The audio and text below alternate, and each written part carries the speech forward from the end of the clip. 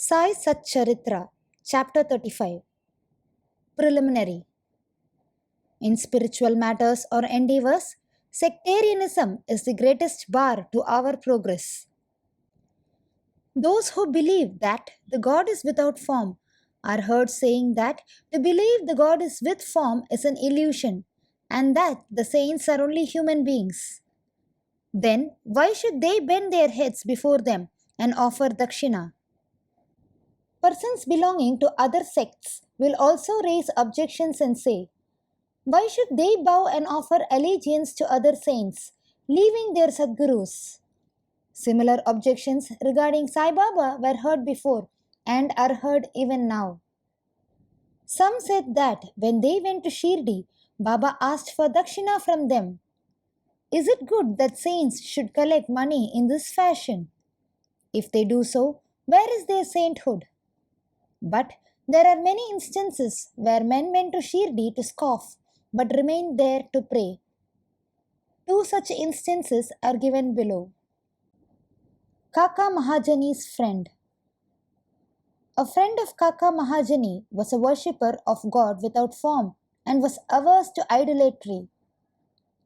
Out of curiosity, he agreed to go to Shirdi with Kaka Mahajani on two conditions, namely, 1. That he would neither bow to Baba, 2. Nor pay him any dakshina. Kaka agreed to these conditions and they both left Bombay on a Saturday night and reached Shirdi the next morning. As soon as they put their feet on the steps of the masjid, Baba, looking at the friend from a little distance, addressed him in sweet words as follows. "Ho, welcome, sir."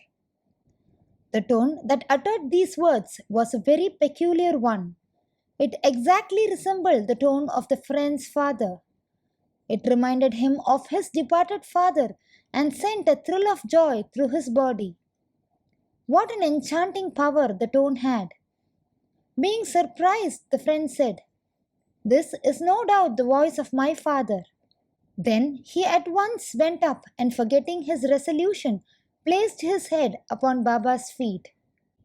Then Baba asked for dakshina twice, once in the morning and again at noon at the time of their taking leave. But he asked it from Kaka only and not from the friend. The latter whispered to Kaka, "Baba asked for dakshina from you twice. I am with you. Why does he omit me?" "You ask Baba himself," was Kaka's reply. Baba asked Kaka what his friend was whispering. Then the friend asked Baba himself whether he should pay any dakshina. Baba replied, "You had no mind to pay, so you were not asked. But if you want to pay now, you may." Then the friend paid ₹17 as dakshina, the same amount that Kaka paid. Baba then addressed him a few words of advice. "You do away or destroy the Thales wall or sense of difference between us, so that we can see and meet each other face to face." Then Baba allowed them to depart. Though the weather was cloudy and threatening, Baba assured them of their safe journey and both of them reached Bombay safely. When he reached home and opened the door and the windows of his house, he found two sparrows fallen dead on the ground and one just flying out through a window.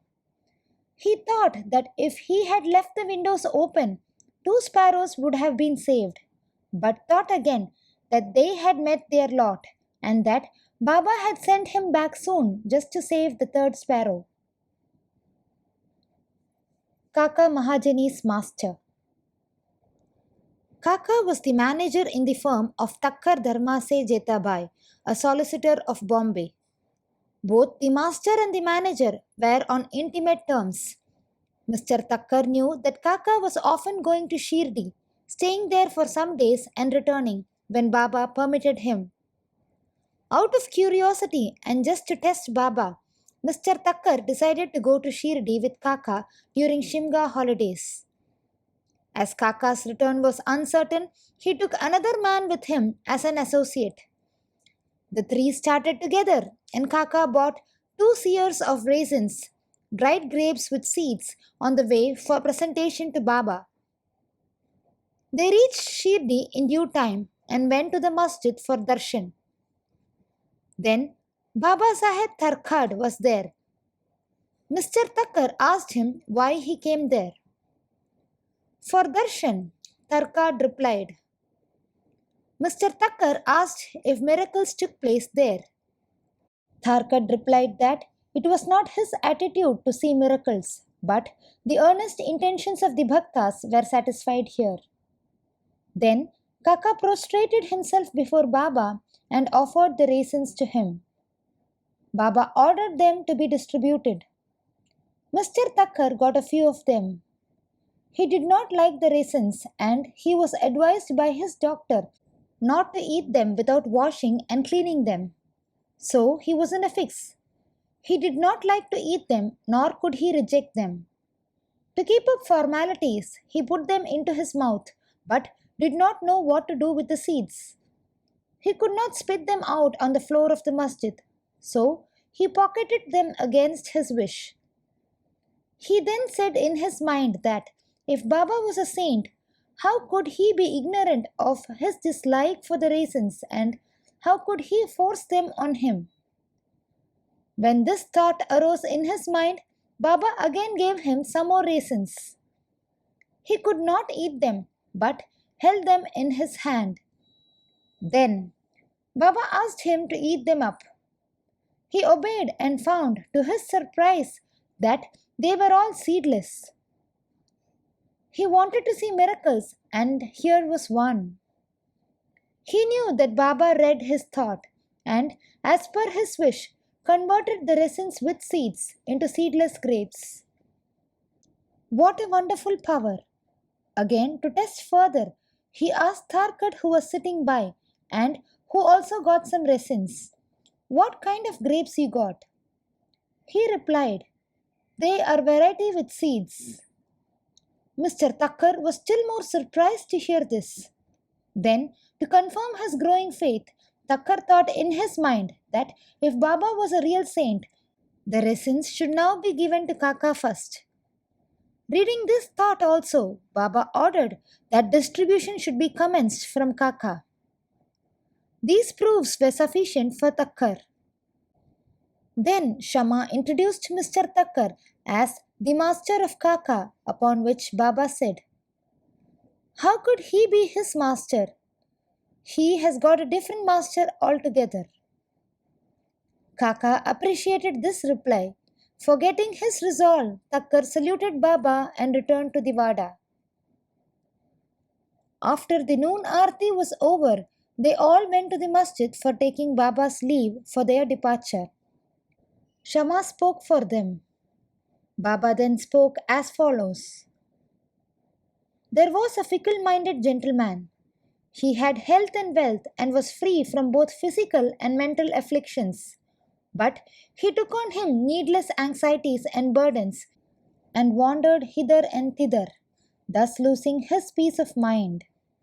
Sometimes he dropped the burdens and at other times carried them again. His mind knew no steadiness. Seeing his state, I took pity on him and said, now please keep your faith on any one place or point you like. Why roam like this? Stick quietly to one place. Thakkar at once came to know that that was an exact description of himself.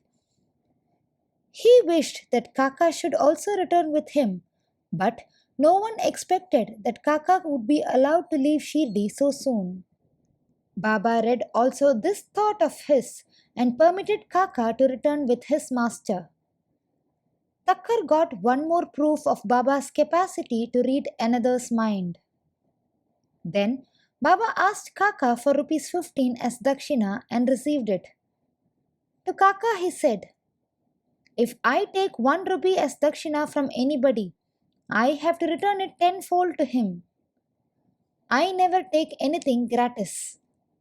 I never ask anyone indiscriminately.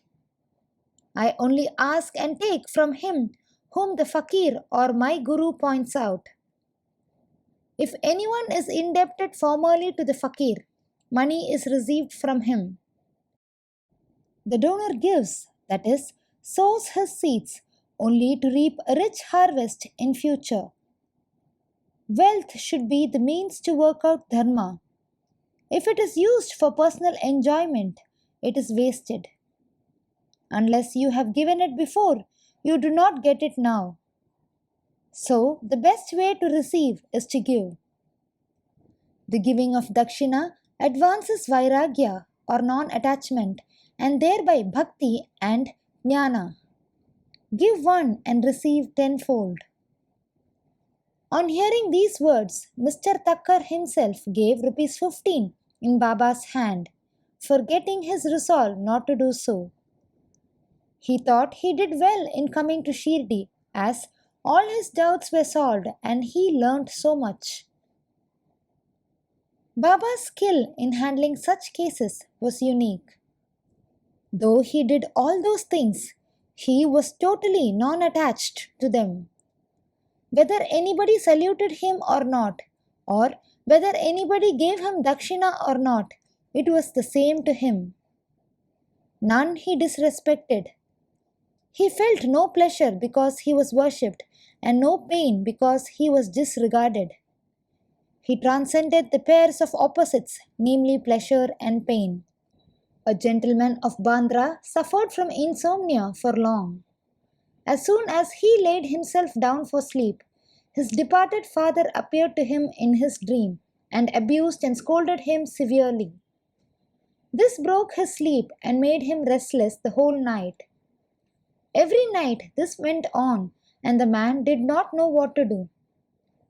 One day he consulted a devotee of Baba in this respect. He recommended the udi as the only infallible remedy he knew.